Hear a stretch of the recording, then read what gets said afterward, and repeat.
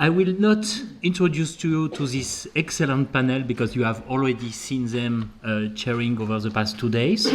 But it's quite impressive to have former ECB Director of Statistics, current Head of Statistics at the IMF, Head of National Account at the OECD, Deputy Director of Statistics at the ECB, Head of Statistics of the Bank of Spain, and also Bank of Italy. So, and now I turn to you, Carlos Sanchez-Munoz. So you are Assistant Director of Statistics at the IMF and in charge of the BPM division, and you have 15 minutes to tell us on the new manuals. Okay. Thank you.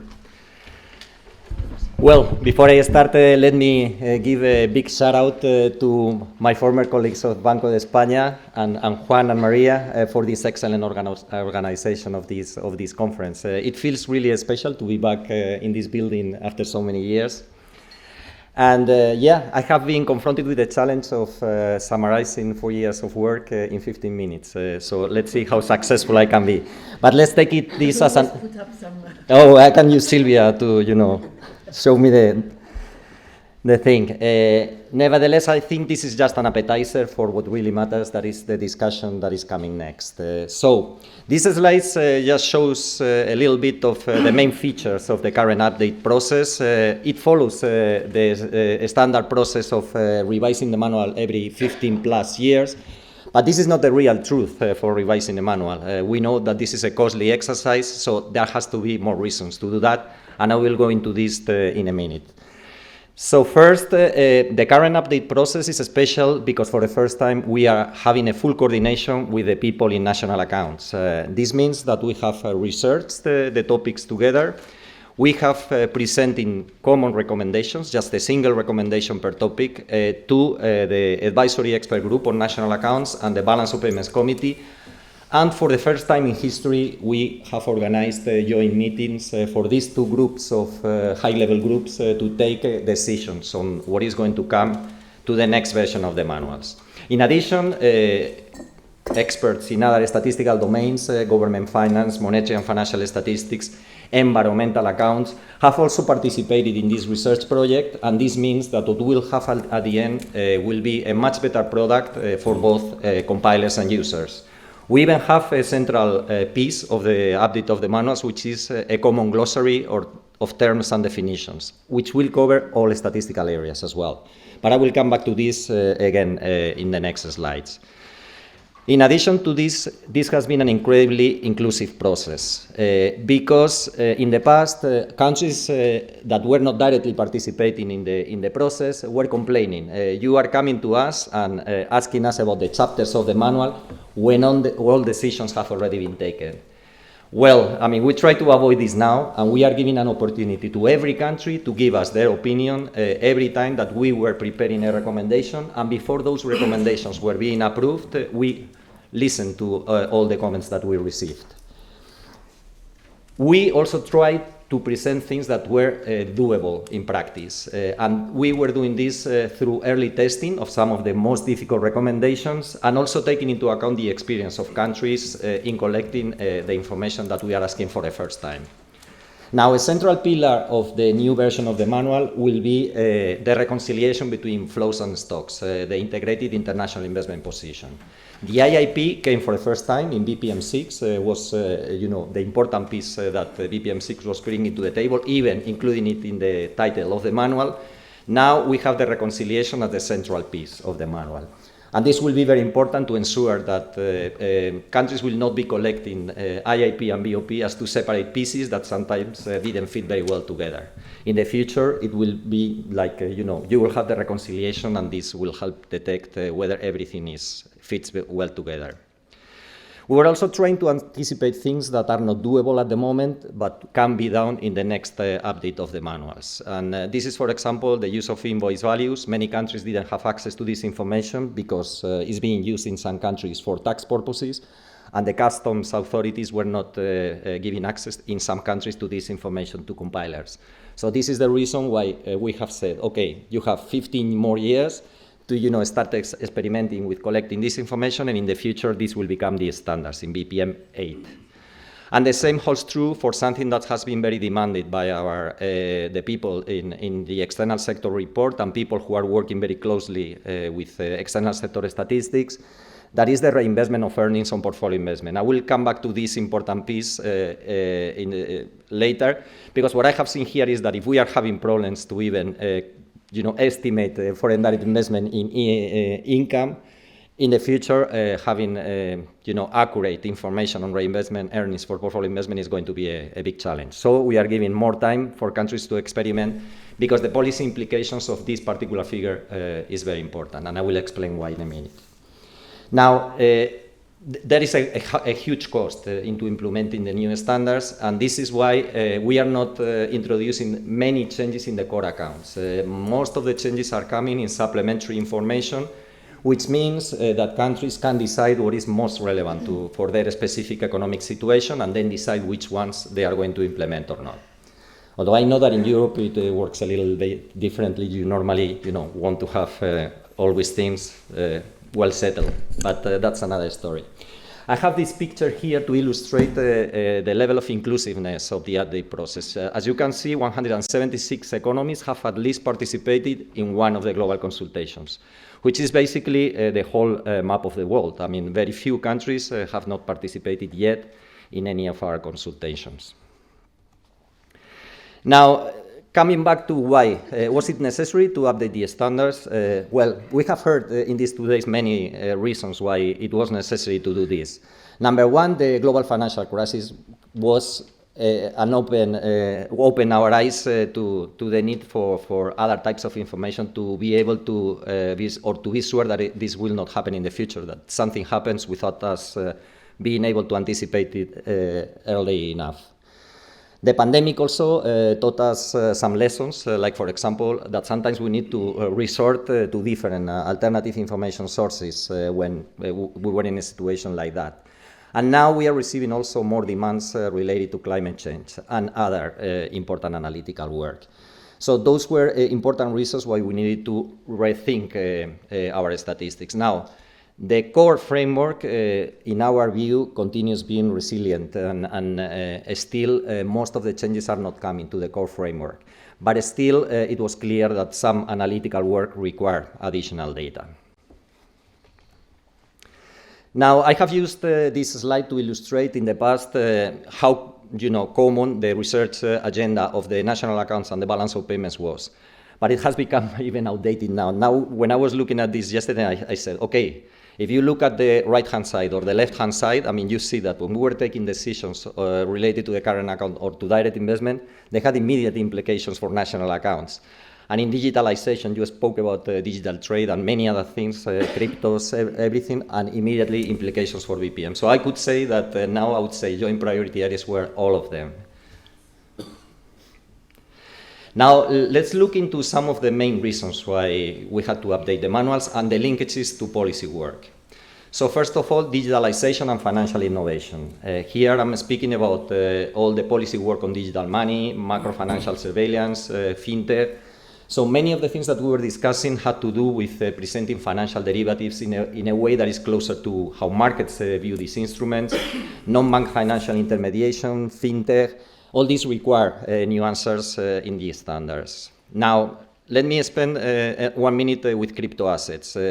I think we have devoted a disproportional amount of time to the discussions on how to treat crypto assets. So there might be 2 good reasons for this. Number one is that they didn't exist when we issued the last version of the manual. So obviously we needed to provide some guidance to compilers. But there is a second reason that is illustrated in this chart. So as you see, the volatility level of these assets is pretty high. So what we were getting from our policy areas, and the last time was during the last statistical forum in November last year, was, okay, these might not be financial instruments, but when you see this level of volatility, whatever is happening here with these instruments might have political implications, important implications for the stability of the whole system. So we need to regulate them. So it's clear that it's a policy priority for also for our analytical, our policy areas. So the decision was, especially for the most difficult cases that are those crypto assets that are designed as a medium of exchange without a counterpart liability, that they will be treated as non-produced, non-financial assets. And the consequence is that they will neither be recorded in the current account and therefore will not be part of the current account balance, the transactions with these assets, nor in the financial account. But they will be recorded in the capital account separately from any other instruments. There will be a separate category for these instruments, which means that in the future, if we learn more about these markets and we come to the decision to reclassify them elsewhere, it will be relatively simple to do this. Or if some users see these assets in a different way, for them it will be easier also to reclassify them. Now, globalization. So the policy areas linked to all our work on globalization are trade, international taxation, capital flows. So what Carol was presenting the other day, a different way of presenting our data, I think would be excellent for global taxation, for example. So there are very clear links between what we were hearing yesterday when we were speaking about this nationality way of presenting our statistics, has to do with global value chains, have to do with looking at multinational enterprises as a unit of analysis, and then special purpose entities also were mentioned yesterday. So we have started to collect information from countries about the importance of SPEs. I think the ECB is now doing the same for all Euro area countries, and that's excellent. But you see the disproportional amount of FDI that is going through these kind of entities, and basically they can blur any analysis of the figures of one country. And that's the reason why it is so important to present this information separately from the rest of the statistics. Now, external sector sustainability. Probably the most important users of our data are the people who are dealing with the external balance assessment, the IMF external sector report, because they are the ones that deal with every country and provide policy recommendations to the country based on their IIP and BOP. Now, there were many demands coming from these people. They wanted to have trade classified by currency. They are looking more and more to the IIP and not just to the current account balance in isolation. So those were reasons why we were introducing these things. It was very important also to restrict the evaluation criteria for unlisted equity. We hear also a little bit about this yesterday. How many asymmetries are being created because countries are using different criteria to value unlisted equity. So we are now restricting to just 3 criteria, while in previous versions there were many. And the net international reserves is also a very important variable that is always used for the programs that the IMF negotiate with countries. So something that enters for the first time a definition of net international reserves in the balance of payments manual. But I said that I was going to speak about reinvested earnings on portfolio investment, and I'm illustrating this with this chart.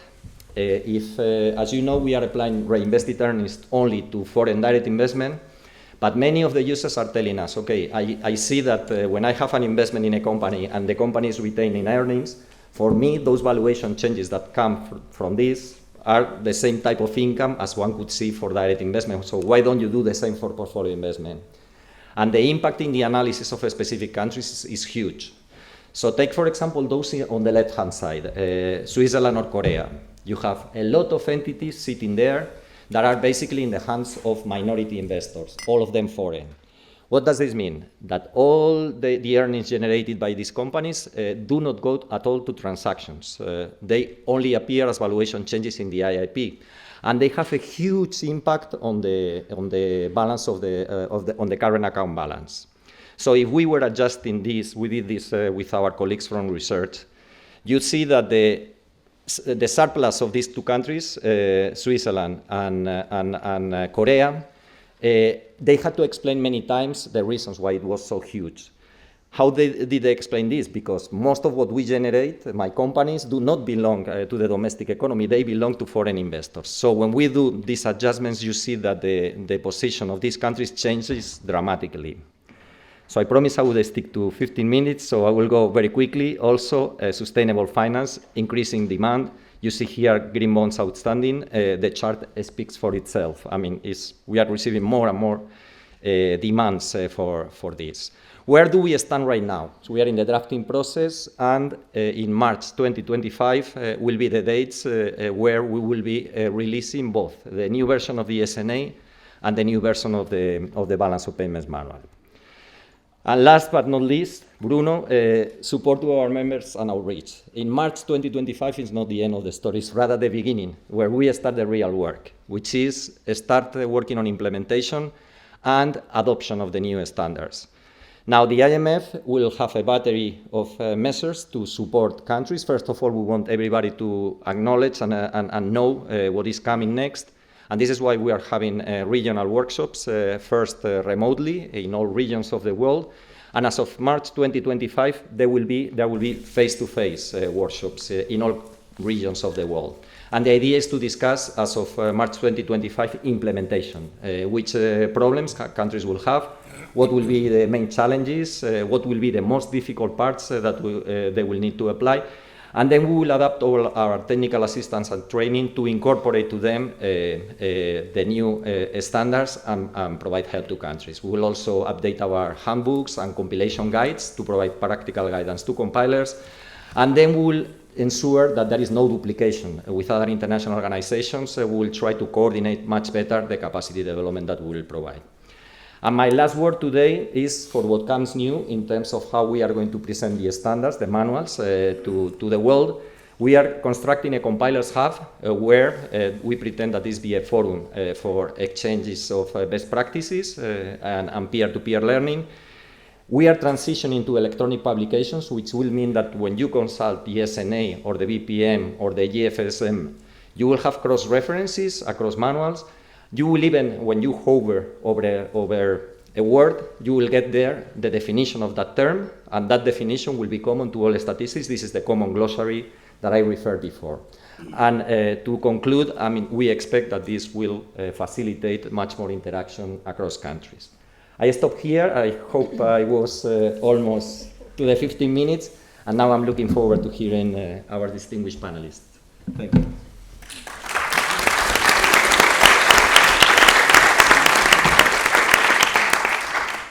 So it's quite impressive what you have been doing at the IMF, and I guess you have the full support from the central banking statistical community.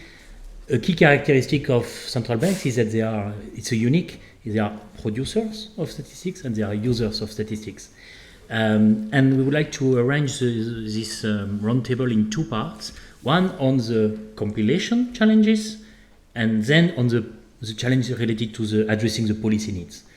So again, we have six speakers, and you have 3 minutes for each time, and we have 2 rounds. And at the end of the day, Carlos will come back and explain to us, provide the answers to your questions in 5 minutes.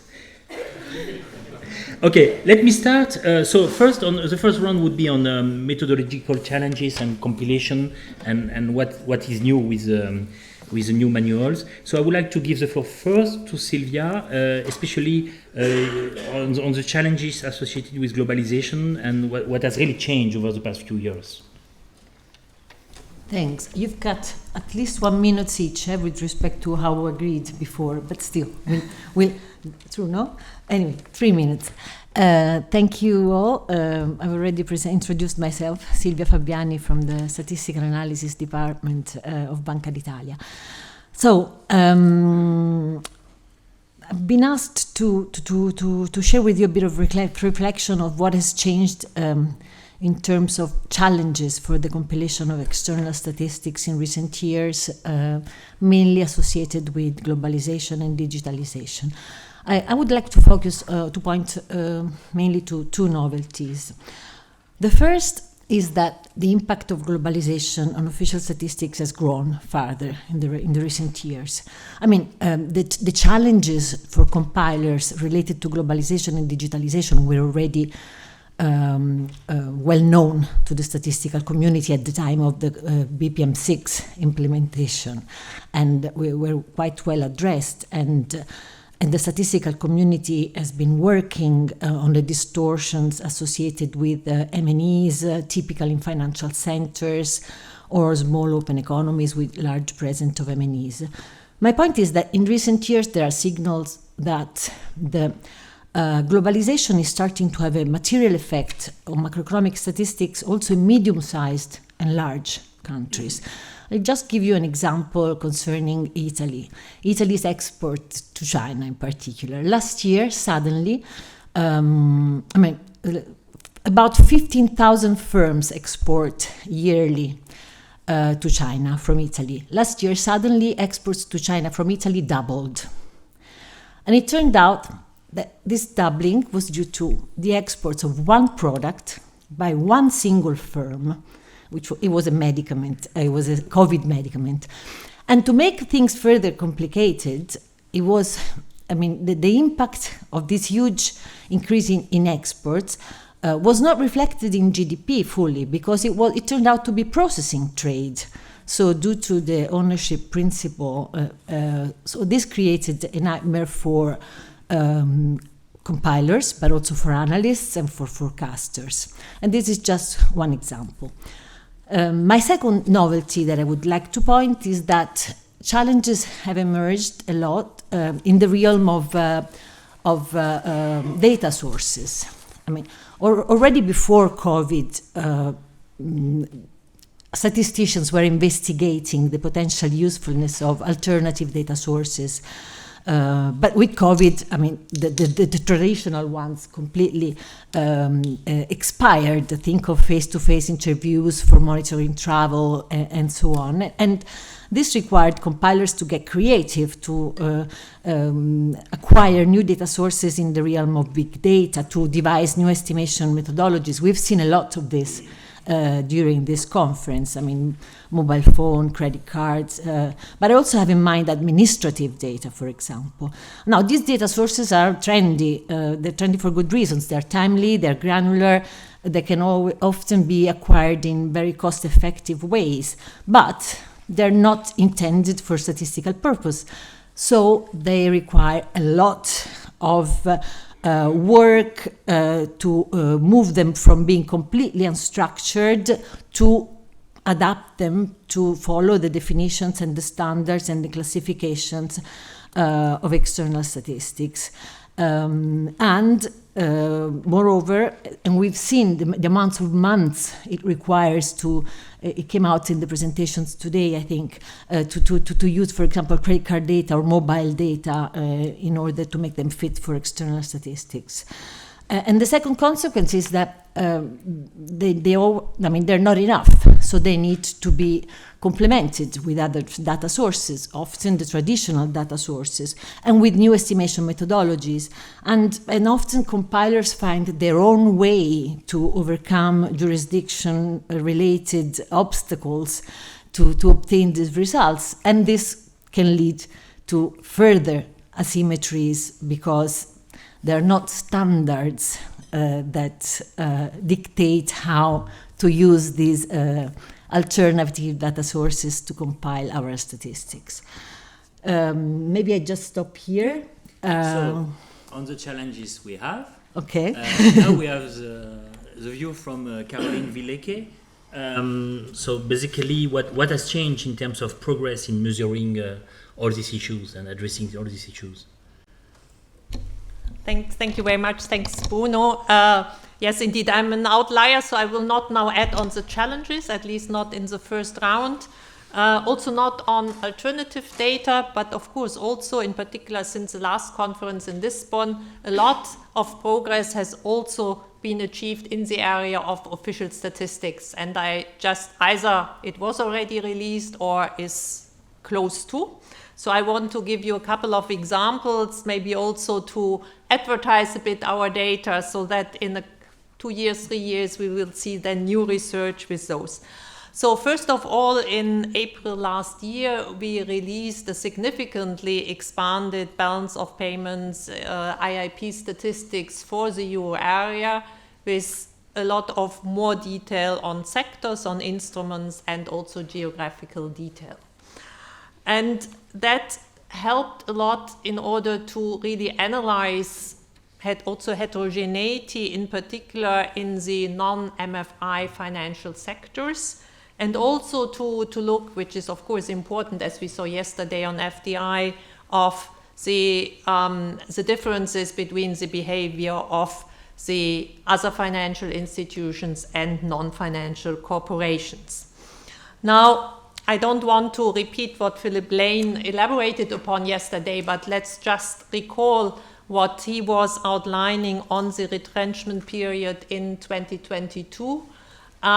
So for his analysis on the portfolio investment, it was very important that we had now this new breakdown on investment funds on the one hand, but also insurance corporation pension funds, because the former usually behave very cyclical, while the latter are more having a smoothing effect. So without our new data, all that analysis could not have been done. And similarly on the FDI, to really distinguish between what is financialized and what's more linked to the real economy, and therefore has more to do with the competitiveness in the country.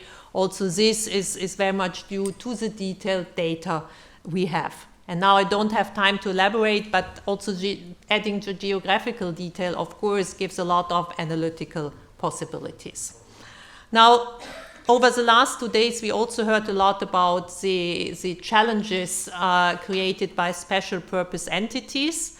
And also here, after, I think, a long journey, starting with the agreement on the SPE definition, and then, of course, thinking about the implementation, we are now about either in spring or in early summer, we will release for the euro area and also the individual countries, then a breakdown also of SPEs. And that, of course, will give another opportunity to review some of the research that has been done in the past and offers a couple of new avenues. And that this is important for the euro area, of course, we already know. So, for example, for the FDI assets and liabilities in 22, about 1/3 was really due to FDI, because they play such a big role in countries like Malta, Cyprus, Luxembourg, and the Netherlands. And also on the issuance of portfolio debt securities for the Netherlands and for Luxembourg, they account for around 60% of liabilities. So indeed, these are important entities, and we saw it also earlier on one of the charts by Carlos. Now, what will still take a little bit more time is a breakdown both in the financial accounts and in the balance of payments of foreign controlled corporation. This addition will, of course, then allow us really to get much better to know about the M&E footprint. It will give us more direct evidence. So we already for the central banks in the euro area have, so to say, the plan to have, I would say, the official statistics only in a couple of years, by 29, then with the implementation also of all the changes that come with the manuals. But preliminary data also gathered on a voluntary basis will already be there earlier, and hopefully already by 25 or 26. So let me stop here. Thank you. So many thanks, Caroline. So there is hope. Progress is being made. So we had to challenge the progress. Now, one important thing is the alternative data sources that we discussed also over the past 2 years. So what's your experience in terms of the benefits for the compilation of statistics? Yes, thank you, Bruno. Well, my intervention is a little bit more general than that. I was asking myself what has changed since we met 4 years ago in Lisbon. Yeah? And I agree with previous speakers, with Silvia in particular, that there is an increased uncertainty in the world. So in the last 4 years, I don't know, every year a shock has happened, pandemic, geopolitical tensions, wars. And also we have seen significant advances in technology. I think technology is a game changer. It's a game changer, and at the same time it's a double-edged sword. In the sense that on the one hand, it gives us more possibilities to to exploit data and to compile statistics. But on the other hand, I think that new technologies open the door for users to build their own statistics, for new data providers. So we are going to face more competition. And my impression is that users are becoming more impatient because they know that technology allows us to give more. Yeah. So what can we answer to users? Well, a quick answer would be, welcome to the world of official statistics. Of course, a more constructive answer, I think that we should work on 3 fields. One, for sure, we need to tap new data sources, but I think it's also very important to try to manage even better, more efficiently, the information that we already have. And here I'm thinking about improving our data quality management, enrich our databases, improve visualization, and this can be done, of course, with data analytics, AI, but also with not so sophisticated methods like automation of our product. The second field, I think, where we have to work is data sharing. So compilation would be much improved with more data sharing. And here, I think that I'm a bit frustrated. I'm only 10 years in statistics, but I'm already disappointed about the slow progress here, and more looking at Europe and Spain. I'm a little bit more optimistic about Spain. You have the impression of being in this film, The Groundhog Day. You remember Bill Murray waking up in the same day every day in the whole film. We were talking, I think, a couple of days ago about this impression you have in international meetings of deja vu moments, and you know that this is not a mental disorder. It's true that the discussion is the discussion that you had 5 years ago is repeating once again. And I think this has, of course, very bad consequences, for example, for issues such as the one that Robert stressed yesterday about consistency. And even, I think there is a lack of data sharing even for innocent, non-confidential things such as identification of companies, of firms. Yeah? So I think that here we should not procrastinate much longer. And the third field that I think that we need to progress is on data access. So open our data for researchers. I think more and more researchers do not want houses, do not want flats, they want the bricks. Inside our institution and also outside. And we know, and they know, that technology now allows to share those data, preserving confidentiality, privacy, and everything. Here, I think that I am a bit more optimistic because a number of data labs are already working in a number of countries. I think that more needs to be done to connect them and to put more flesh on them.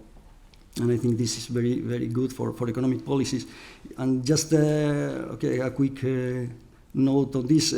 Actually, the governor has to leave the meeting yesterday morning because he went to sign a new agreement that we have signed in Spain with the tax agency, the Social Security, the National Statistical Institute, the National Employment Agency at the Banco of Spain to share data and to open all our microdata data sets to researchers. So I think that is going to be a good step forward. So in general, I have a bittersweet feeling about how things are going, but I think we have a lot of challenges to face. Thank you. Many thanks. So we need to make rapid progress on using new data, on sharing the data, on accessing the data so that you can retire in peace. But it will take many years. Okay, let me now turn to Aurel Schubert, because part of the solution could be AI.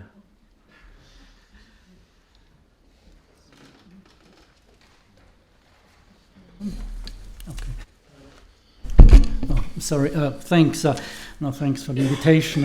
Juan said already a lot of things. Yes, maybe just briefly, man, before, just to recall a little bit again, history. Before monetary union started, we had a strategy group in the Austrian Central Bank, and one of the conclusions about the future was that balance of payments will be less relevant because we will not have our own currency anymore, so no way to worry about balance of payments. Now, obviously, things have developed a little bit differently, and now we have a renaissance of balance of payments, maybe not so much for monetary or exchange rate policy purposes, but for economic policy, resilience, security, now green, etc. So I think that's the good news for you all here. And if you look again at the numbers, I mean, the external statistics relevance, the global trade to GDP is still at 60%. You know, it's going between 55-60%. So there is no deglobalization. So economies are much more integrated than ever before. And global value chains, and we talked about this, for instance, yesterday, are much more complex than ever before. And but what happens, and that's again relevant also for the analysis here, that it's a much more trade within blocks than between blocks. So the world is developing into blocks, into political, geopolitical blocks, and you see, if you look at the numbers, that the trade is growing faster within blocks than between blocks, where it's actually going down. The same with foreign direct investment. Now coming to more to what could be done or what can be done, and you asked me specifically for on artificial intelligence, which obviously they were much better experts here. But I think it's clear that there is enormous potential in artificial intelligence. Just as Juan said, it's maybe a double-edged sword, this whole new technology. So it has a potential, but it also has risks. But I guess the expectation is that statisticians take it on board. So I would say you should use it for that, what it can do, and not for that, what it cannot do. And that here, the separation, what it can do for statistics and what it cannot do, is obviously not an easy one. But it can obviously help in many areas where it could free resources for other more interesting, more difficult questions. That's, I think, where it should be used, where you can simplify works, where now stuff is needed could be used with artificial intelligence in order to make space to be relevant. So I think what is also important here is to create, expectations management, because outside the expectation might be, there is artificial intelligence, just like a few years ago, there's big data, so why are you still collecting? So I think it's important here to make this expectation management. One area which came up, and I think that would maybe, because you always have to distinguish artificial intelligence, use it for producing data. I would be very careful. We heard about hallucination, other things. But the other thing is to generate relevant information where we have information needs. And one area, I think, which came up several times yesterday, is multinational enterprises. I mean, they're all publicly traded companies. So whatever they are doing is somewhere available in the internet, but most likely not there where it should be for statistical purposes. So I think here there is obviously an area where this could help you a lot.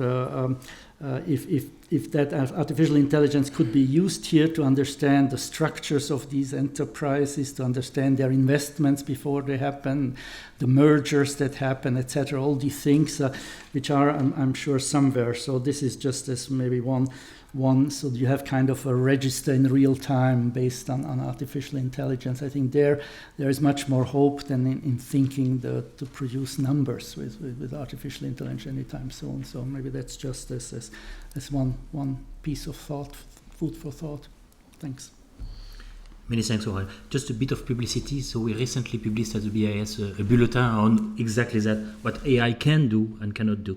So let me now turn to Bert, and you wanted to explain given all these challenges and all this work, what you can do to support the countries in compiling external statistics. Yeah, thanks, Bruno. And I'm going to spend the first 10 seconds just to thank the organizers, and Maria and Juan in particular. It's great to have a conference organized by you like this in this environment. The dinner was really excellent yesterday, so thanks for that. Yeah, what actually I'm going to quote Robert. So what's necessary for have international comparable statistics? The first, you need standards, comparable methodology. And we have a role there as IMF in determining eventually the BPM7. But again, as all things we do, it's very close cooperation. So we really benefit from the BOPCOM committee that's invaluable in their advice and helping to make the good methodological decisions. And also the cooperation with the national accounts community is amazingly important. After next year, after the publication of the report, we started the GFS manual, the New Government Finance Statistics manual, the Monetary Financial Statistics manual, so a lot of work to come on that. And in making these manuals, it's so important to listen to the users, and as both Philip Lane, but also Carlos already explained, integrated IAP is something everyone wants, stock flow reconciliation, only then you can really see what's going on in the economies. And we learned that from our external sector report, the other IMF people doing that, but also from policymakers we meet. Well, the second point in your classification was interpretation of the standards. That's important too. We're working on compilation handbooks already now for things like cryptos, marketing, and data, assuming the marketing discussion goes well at the UNSC in a couple of weeks. But it's being done now, and next year we'll have the compilation guide for the whole BPM7. We start to work on that to explain. We'll have the outreach, the regional outreach that Carlos explained, and also we have a lot of training that we will do. And training is for basically all countries in the world. We have these regional training centers where we have the possibility to teach and help countries to implement these standards in such a way that it's interpreted in the way that the same in all countries. Well, the third point was data sharing, and I understand your frustration. I've been in statistics for 25 years, but some progress has been made. I'm glad that in Europe we have this SimStat system, exchanging at least microdata on export and imports of goods. That's really an improvement for quality. And I think more can be done, and the more policy and more decision makers see that we really need this data sharing, the better it will be. The DGI, in the second round I'll talk about the DGI. There are two recommendations on data sharing, one with private companies and the other with within our institutions. It's led by ECB and Eurostat. I think we'll make a good progress there. And on the private companies, really a lot of progress has been made.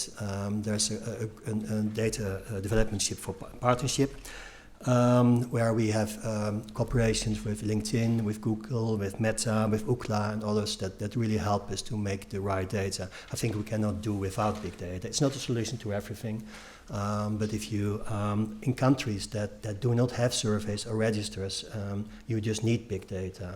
For example, the Portwatch program that that Alessandro just showed, this is invaluable information for countries that do not have regular surveys or register information. Well, the fourth point is implementation. Well, on BPM6, I think we did well. As a community, this is not only the IMF, there are 196 countries publishing BOP data, and 187 are using BPM6. So I think that's good. That shows that also in implementation phase, we did well. And we, again, is not the IMF. This is really cooperation with many of you. So what we will do, at the IMF, we do a lot of technical assistance.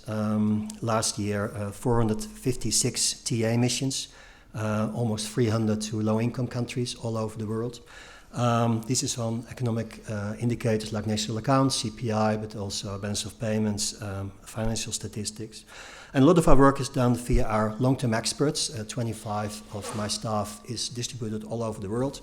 And let me advertise, at the moment we've got a great vacancy in Fiji. So there's a vacancy for an expert on national accounts and CPI there. And basically there you have to work making national accounts and CPI for 16 Pacific nation states. Anyone interested? Then a lot of our work is paid by donors, and we're so happy on that because donors really see that countries need good data to make good policy decisions. Wherever you go now, whatever policy making, data is everywhere. Everyone sees we need good, comparable international data. So there's a lot of international support for that, and we're very grateful for that. And at the IMF, we're developing a big data center of excellence now, and this is mainly meant to see what can big data do, what can AI do. Data sharing is also, by the way, greatly assisted by AI. Things like privacy preserving techniques might help to do the data sharing and overcome the privacy concerns. And with this big data center of excellence, really try to develop methods and insights that help both the economists at the IMF, but certainly also the countries to get the insights we really need for a better policymaker. And I want to quote again your dinner speech, Robert. You are reading out of the introduction. International cooperation is key. We need that. Okay, so the last but not least speaker is Sarah Barahona from the OECD, and you precisely wanted to touch on this issue of cooperation between central banks and NSOs. Thank you very much, Bruno. Well, as you probably know, I am from the national accounts side, so I'm probably the only person in the room who doesn't come from an external statistics background. But I'm learning a lot and I'm really enjoying it. So thank you very much for inviting me. Sorry, I can't turn in that direction, Bruno, because I missed the microphone. Okay, so I wanted to start off by just saying that last October we did a survey for our working parties on national accounts and financial statistics at the OECD, and we got responses from 39 mainly OECD countries, and what we were looking at is where the different types of accounts are compiled. I have to say we were focusing on the national accounts side, but we found that non-financial accounts, part of the national accounts, but also including rest of the world accounts, of course, are mainly compiled by NSOs with some central banks. On the financial accounts and balance sheets, though, every central bank that responded to the survey was a compiler. What interests me about this is that there are lots of interlinkages between the accounts that are compiled by the different institutions. And so I think we come back to this word consistency, which we've heard a lot of. 3 people yesterday mentioned consistency. Pablo Hernandez de Cos, Philip Lane, and Robert. So I think it must be an important issue. So from a purely national accounts perspective, we're really very concerned about consistency between the non-financial and the financial accounts. But if we then bring in the external statistics, we also need the relationship between the non-financial accounts and balance of payments and the financial accounts and balance sheets and the IIP. So we really do need a lot of collaboration between the institutions, but what we often find is that that's not actually happening. I mean, it is happening to some extent. Obviously, many national probably all national statistical organizations use balance of payments as a key data source for rest of the world accounts. But I don't think it's happening as much as it could or should do. So something we've learned, I think, from the process of updating the SNA and the balance of payment manual, as Carlos mentioned, there you are, as Carlos mentioned, is that we've been able to work really well together at international level in terms of updating the frameworks and the manuals. And I think this is a major achievement. But I think we also need to make more effort perhaps at the level of compilers. And so I was thinking about some practical steps that we could perhaps take to improve collaboration between institutions within countries, not just at the higher level, but also in terms of working relationships. And I'm going to talk just briefly, first of all, about the sort of business as usual without the updates, and then briefly mention the updates as well. Several people have mentioned sharing data, but specifically sharing data between compilers, which Bert mentioned. I think this is a big challenge. it does involve complex negotiations on data sharing between institutions. I'm really pleased to hear the Bank of Spain's good news on that front. But often that's quite a difficult process, and you need to build up the trust in each institution. You need to put in place memorandums of understanding, legal agreements, and it takes quite a while to achieve. But I do think there are a couple of things that can be done while that is happening, which are also interesting. So how can we improve collaboration before we get to the point of complete data sharing? I think one of the things we can do is to perhaps second people from one institution to the other so that they can better understand the different data and the different ways of working in the different institutions, and also build relationships, which is a very good way of moving the negotiations along on the data sharing. And I was involved in this in the UK before I joined the OECD, working for both the National Statistical Office and the Central Bank at the same time, both full-time jobs. So I know, but it's also, I know how good an experience that can be, both in terms of learning and in terms of moving along the data sharing agreements. Another quick win, I think, is to set up regular meetings between compilers at the working level to be able to confront results and discuss consistency. I mean, everybody I know, if you have a query, you reach out to your counterpart in the other institution. But I don't think this is perhaps happening on as regular or organised a basis as it could be, because really we need to be looking at the data head to head. And I think the need for this kind of collaboration is only going to increase in the next few years, particularly with the SNA and balance of payments manual updates. I think we do therefore need to focus on it. But just a couple of illustrations to finish off, where perhaps we could do this kind of thing.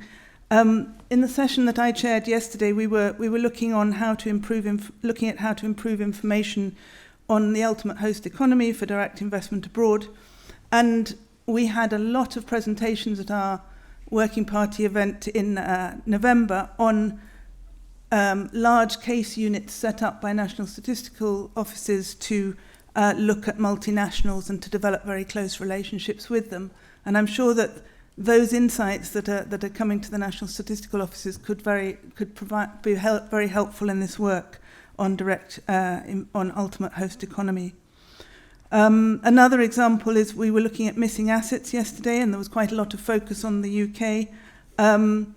I was part of the Enhanced Financial Accounts project in 2016 to 2020, which sought to transform the UK's financial accounts and balance sheets using new data sources. But there was very little relationship with the balance of payments team. So again, putting those sorts of things together would, I think, be very beneficial. So I do feel that data sharing between institutions is a good way forward for collaboration, but there are some other things that we could and should be doing as well. And finally, just not to forget the role of international organizations.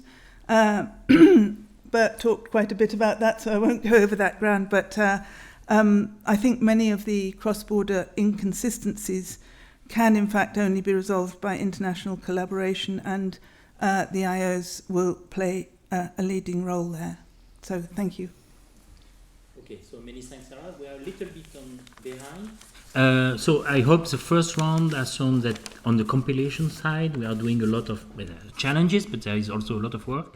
So now turn to the other side, which is the addressing the users' needs and the policy needs.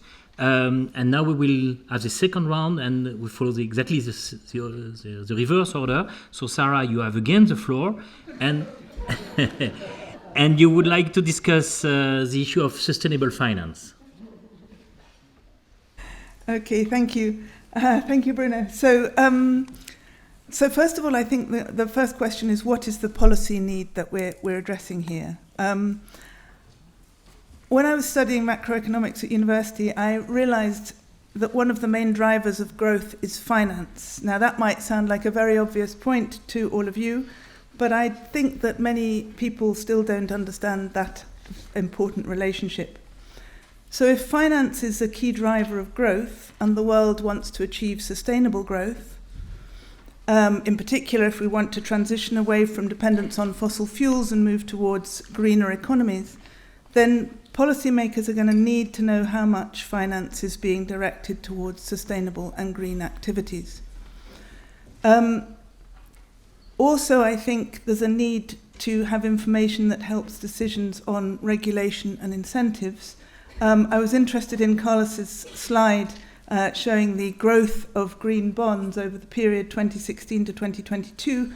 And of course, this was immediately after the signature of the Paris Agreement in 2015, where you saw a change in the regulatory and incentive environment and rapid growth of green bonds. So that's the user sort of perspective. But let's move on to the question of how we as compilers can address this need. And I like to think of this as a sort of supply and demand, two sides to it. So by the supply side, I'm looking at the data collection, if you like. And on the demand side, I don't mean the demand from users, but the demand from the top of the system of compiling macroeconomic statistics, which is the national accounts and external statistics. So for sustainable finance, on the supply side, we have the Data Gaps Initiative, Recommendation 4 on climate finance, which is going to collect data on debt securities that are green and sustainability-linked debt securities, as well as green-listed shares. And this is happening as we speak. Going ahead, Bruno and others are leading this initiative, and this is going to, I think, make a big difference. On the demand side, we're looking at it from the point of view of the SNA and BPM updates, and we've produced a proposal for where this information is going to go in the accounts. So in the national accounts, specifically, we're going to be putting of which lines into the financial accounts and balance sheets for the following financial instruments: for debt securities, loans, equity and investment fund shares. And for the balance of payments and international investment position, the proposal is to include a separate table in Annex 14 of the BPM with of which lines under direct investment, portfolio investment and other investment loans. In both cases, I said of which lines. These are lines which will show ESG, environment, social and governance, finance, and also green separately. So these lines will go under the financial instruments in the national accounts and under the functional categories in the BOP and IIP. So this is something, if I can find my other sheet. Give me a second. Yep. So this proposal is contained in an issues note that's been drafted by myself, by Celestino Giron, sitting over there, and by Jim Tabrake from the IMF. And it's going to be discussed next week at the SNA Advisory Expert Group and BOPCOM meeting. The general approach, though, has already been approved at earlier AEG and BOPCOM meetings, but we're having a good look at it next week. And the note also sets out the principles and definitions for recording sustainable finance in the accounts, which have also been agreed with the DGI recommendation 4 side. So the supply and the demand coming together here in a really, really good way, I think. So just to say that I think this is a really huge step forward and will provide something that users will be really interested in. Thanks, Bruno. Many thanks, Sarah. So perhaps remaining in this area of the DGI, Bert, you want to develop a bit further on what it can help? Yes, I can talk about it for more than 3 minutes. But let me say 3 things that we're trying to do to assist users and do things that are really useful. The first is that at the IMF, the statistics department is very close to the policymakers, and we visit every country in the world as an IMF for Article 4 missions, for surveillance, and we took the initiative for statisticians to be part of those missions. For example, Alessandra will be part of the Somalia mission 2 weeks from now, I think, something like that. And that really helps to explain to the Ministry of Finance and the people we meet there how statistics works, but on the other hand also to learn what's really needed for their policies, etc. The second part is the DDI. In October 2022, the Ministers of Finance and the bank governors of the G20 asked us to lead an initiative in close cooperation with OECD, World Bank, UN, ECB, Eurostat, BIS, and all G20 economies, including the whole of the European Union and the African Union. So this is a large part of the world. And basically, they asked us to fill in data gaps that they need for their policy making. So that's very powerful, because they said, this is what we need to do our job right. So every year we have progress reports, and we tell them what we're doing. It's really meant to produce data, and it's 7 recommendations on climate, spanning the whole scope, on mitigation, which is what I said yesterday, basically implementing things that have been developed, like the environmental economic accounts, the emission accounts. This is about, sustainable finance that Sarah just talked about, and you play a big role, Bruno. This is about risks, trying to find what are the issues where we should look at. This is about subsidies and expenditures. Other things are inequality on wealth and income. Well, the OECD is leading that work. On fintech, so financial inclusion, the fintech credits, and digital money. And the last part is data sharing, that, both with private companies and among ourselves. And the good thing is that the policy users are not in charge, but very closely connected, and they give comments on us all the time. There are 10 task teams. There were 6 workshops organized last year.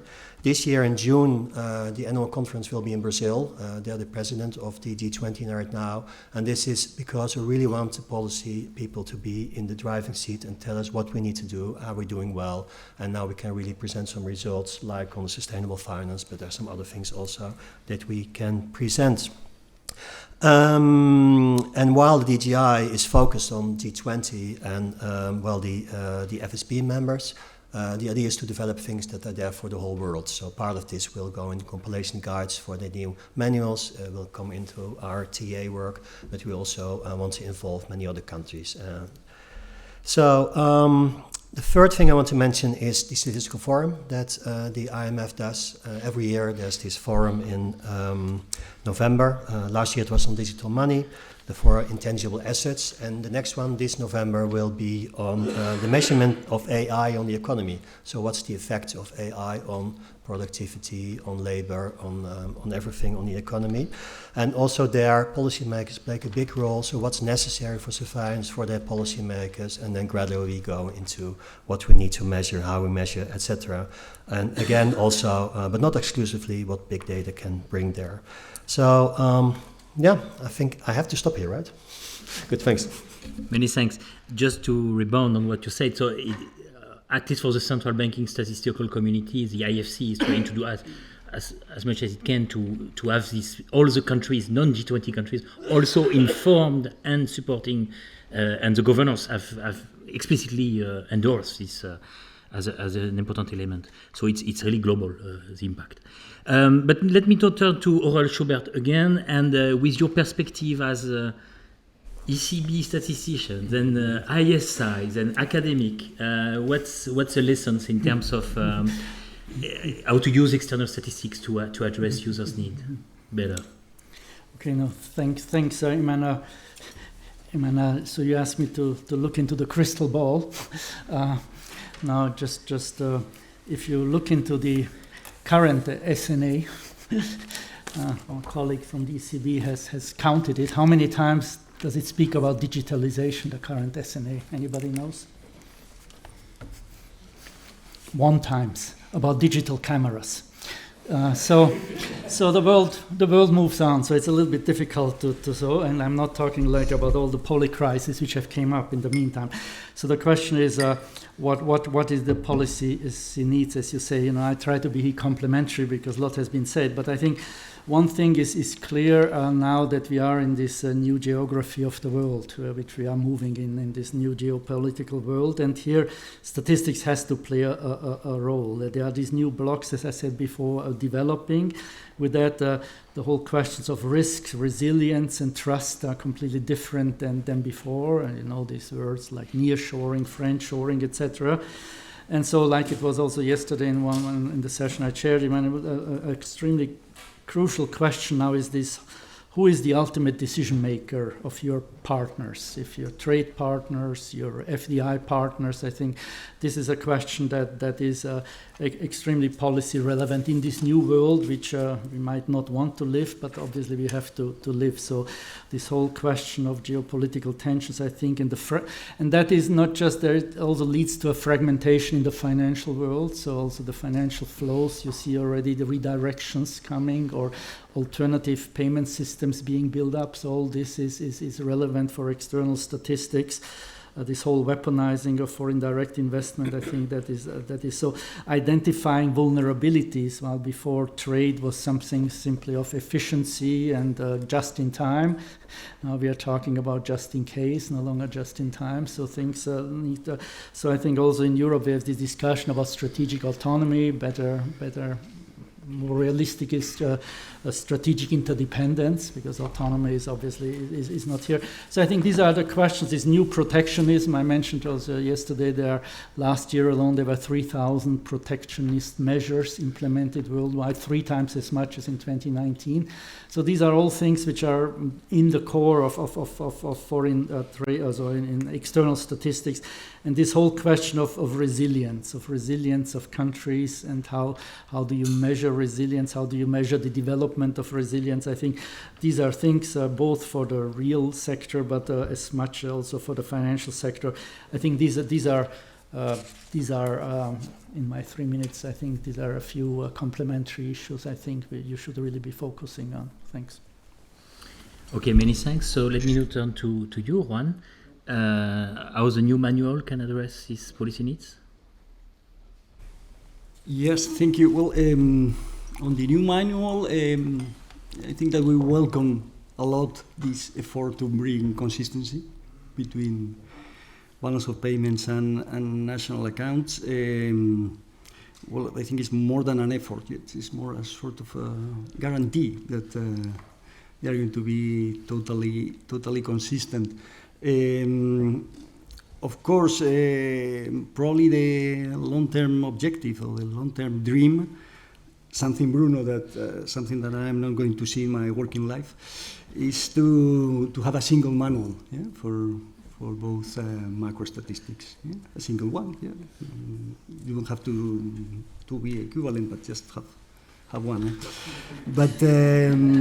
But okay, I think the efforts are very much welcome. I also like a lot, Carlos, what you have presented about the digital platform, the common glossary. So all these are very, very useful tools. Okay, sometimes when we are talking about the national accounts framework, BOP framework, we have the feeling that probably we are overloading it with requirements. So probably there are some breakdowns that are quite natural. For example, the one on foreign control corporations. I think it's a good one, interesting one. We'll learn a lot. Compiling it and also analyzing it, but sometimes it's like anything that users demand have to be embedded into the national accounts framework, probably for issues of comparability. But okay, we feel that sometimes we are overstretching too much the framework, and instead probably we should exploit more business statistics, primary statistics, and open those statistics to users. Yeah? So for opening those statistics, of course, we come back to the problem of confidential data sharing. I always remember this tragic sentence that we read in the letters that sometimes we receive, that data can only be shared for statistical purposes. And you remain wondering what are statistical purposes, or what are statistics for, or are not granular data also statistics? So I think probably we need to balance a little bit what we have in the manuals, what we have in macro statistics, and also the use or the availability of micro data. I'm going to finish just quoting Olga Monteiro from the ECB, that previously in a meeting stressed that I think we were discussing about the manuals, yeah? And you stress, Olga, that the two principles that are very important in manuals, one is consistency, that we have talked a lot about it before, but the second one is serviceability. So we produce data for something, yeah, for a purpose. Yeah? So thank you. Okay. So apart from the new manuals, Caroline, what else can be done to address these challenges in terms of initiatives? No, thanks a lot. Of course, there's a second initiative, I think, that was already been elaborated upon quite a bit, namely the Data Gaps Initiative, but still let me also mention it in the context of information on climate change related indicators. I think within the euro area last year, as Philip Lane hinted to, we released the first set of indicators on sustainable finance, so the issuance and holdings of green bonds included, indeed also showing that there is quite some growth, but also showing that in relative market terms it's still relatively minor. So I think a good step ahead in measuring the progress there in the market.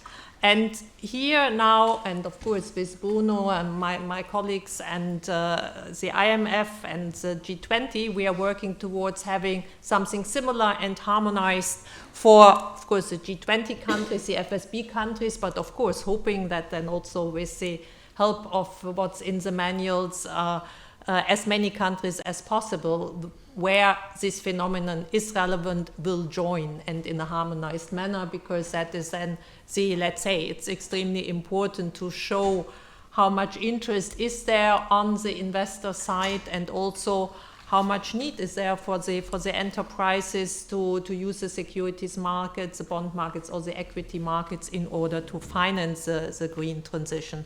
So I see that certainly as an important initiative to also further comply with what is on the user's mind. The same a little bit for physical and transition risk, where we, of course, with our also interest in financial stability in mind, we're focusing on what is physical risk, transition risk related to the portfolios of financial institutions in the euro area. And again, of course, now with recommendation 5, I think we are very much, I think, also working with, in particular, IMF in the lead here and the OECD, to have data for other countries and also in a forward-looking manner. So again, I think the DGI will add quite a bit on that. Of course, also with then also linking it to FDI, so to bring in the external perspective also here. And maybe one last point. It's maybe not such a formalized initiative, but we were talking a lot about collaboration. And I think this conference is an excellent example also of the partnership between statisticians and researchers, academia. And that's certainly something that I think we need to further foster, and also think a bit, what do we do with all the excellent work that many colleagues are doing with coming up with quite interesting adjusted series, mature series, but certainly not official statistics. And then at least I was asking myself the question also whether as statisticians we should be more courageous and have an analytical indicators corner somewhere on the web. This has pros and cons. I know it from the discussion about our climate indicators for sure, But I think if we want to increase speed, and often the perfect is still fit for use in a situation where data is scarce, I think we should more seriously also go that way, maybe in other areas of statistics. Thanks. Many thanks. So it's exactly the topic you wanted to address, this collaboration, especially between NSOs and central banks. Silvia. Yes. Let me just go a step back to the manuals. I think that the huge community of economists and statisticians did a great job in this last revision of the manual, and the job gets harder and harder each time because the boundaries between economic phenomena is more and more blurred and more difficult to translate them and map them into statistical taxonomies. I'm thinking of like crypto assets, digital currencies, services trade versus goods trade, and factory-less production versus processing, and so on. So I mean, the great advantage that users will have from the new manual is the increase in detail, which will allow them to be aware of globalization-related phenomena. And this is a great step forward, and was mainly obtained thanks to the work was done already during the previous revision of the BPM6, and the hands-on experience that statisticians and analysts have gained on them. But producing high-quality statistics is not enough at the national level, and as policymakers, users need comparable statistics, consistent statistics. This has come out many times, this word, during this conference. And this can happen only through collaboration, and this has come out as well, also during this roundtable. I think that cooperation between statistical offices and central banks is something also that has changed in recent years and has improved. You're an example. I mean, but also, I mean, at the national level, there are many improvements in the relationship and in the consistency across domains and in the various collaboration deals and memorandums of understanding or whatever between the statistical offices and national central banks.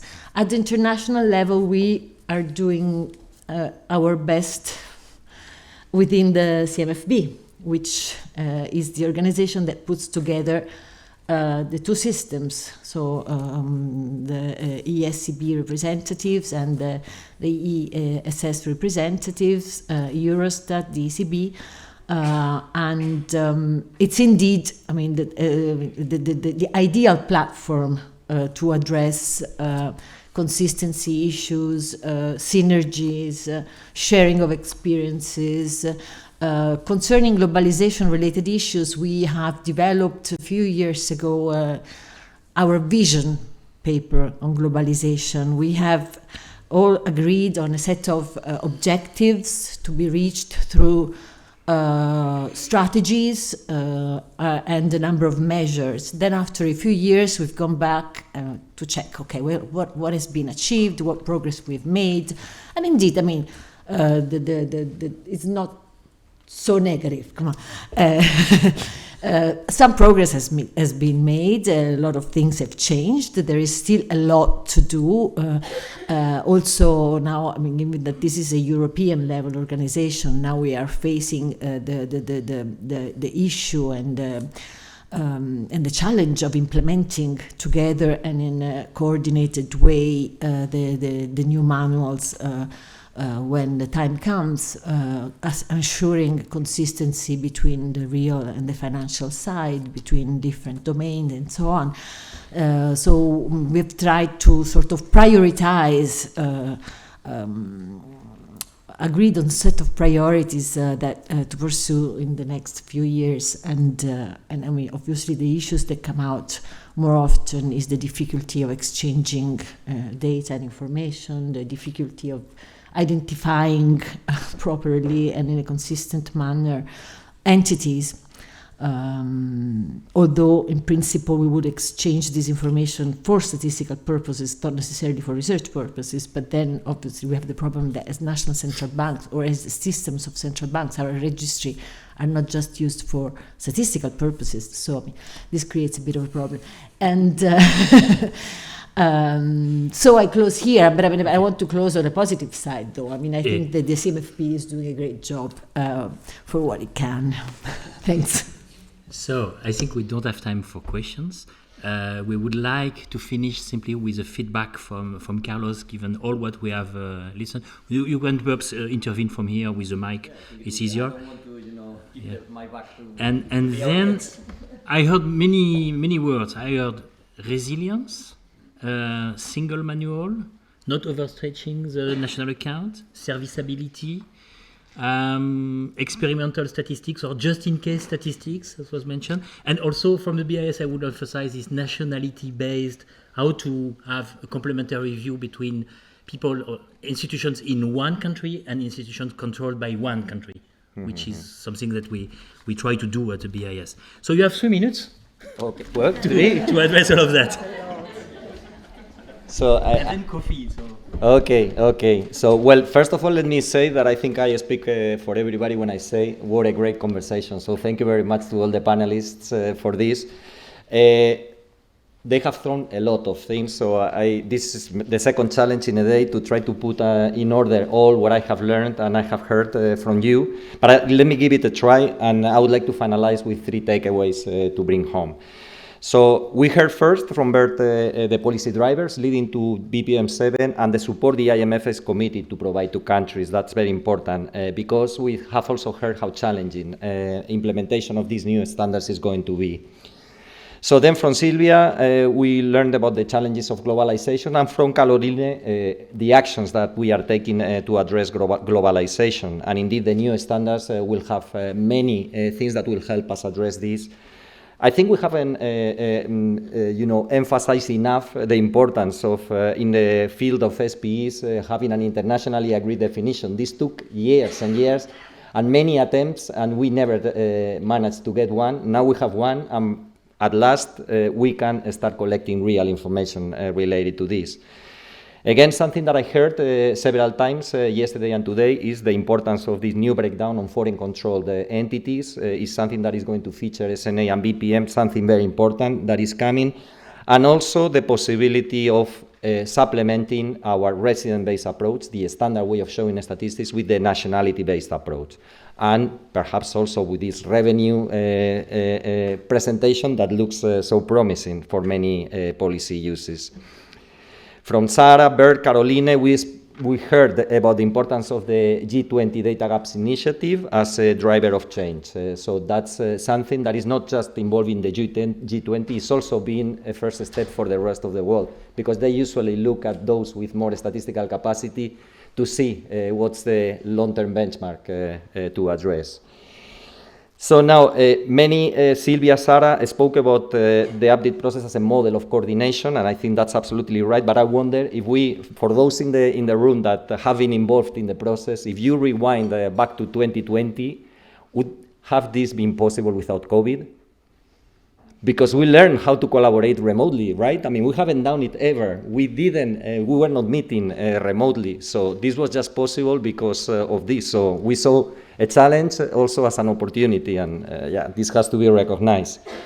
Now, the coordination that has taken place was very much dependent on the good personal relationships between the people who were involved. And we don't want this to continue like this in the future. I mean, we prefer that there is a well-established procedure.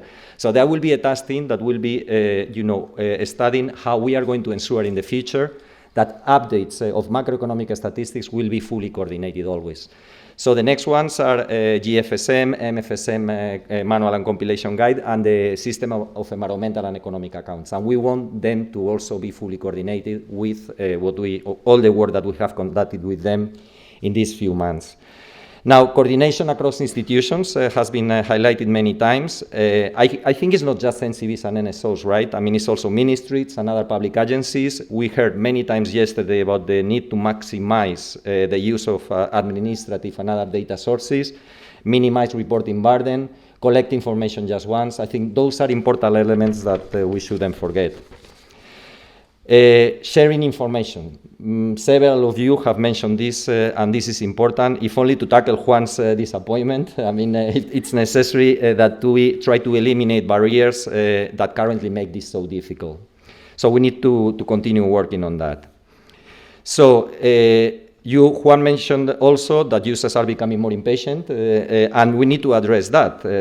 But fortunately, we have been listening to many interesting presentations in this conference about new sources of information. Now, the big question is, are they going to replace official statistics or not? Well, my view is that they cannot never have the same quality standards that we have in official statistics. So I think our job is still to continue producing these statistics. Now, we might have much early indicators coming from these new data sources, and probably they will never be able to compile levels, but can help us identify turning points. That will show us how the trends are changing. So something very important and fully complementary to what we are currently doing. Now, we heard a lot of policy challenges coming. From Aurel, we heard about this uncertain policy situation, fragmentation, production bottlenecks, geopolitical tensions. And we were expecting re-centralization, more protectionism. And instead of this, this is not certain at the moment. So this just means that we are dealing with an uncertain future. So in this wavering context, we need that statistics react much faster to these challenges. So we cannot wait for the next update of the standards if there are new policy needs in between in these 15 years, next 15 years. So we will need more agile statistics, and we will need to be able to complement the standards, clarifying the methodology with clarification notes, or if there are new phenomena, like happened in the past with financial derivatives or recently with cryptos, there is always the possibility to have appendix to the manuals that will not necessarily create additional instability to users and compilers. So it's a balance that we need to strike, and we'll have to take that into account. So this brings me to the 3 takeaways. I mean, I was not going to be an exception, right? The 3 takeaways to bring home. So number 1 is the update of the statistical standards follows important policy demands. And it was something necessary to do, not just because we were in a 15-year cycle.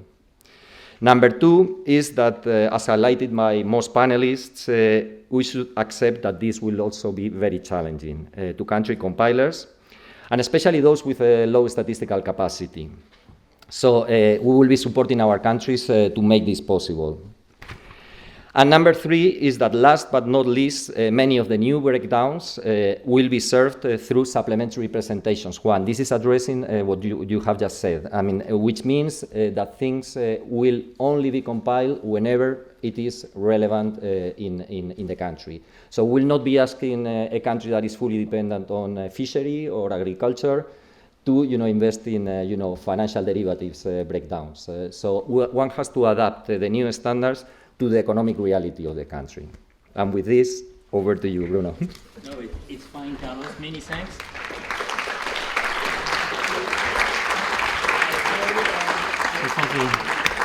Many thanks to the panel, very interesting. We have now a break up to 4:15. Okay.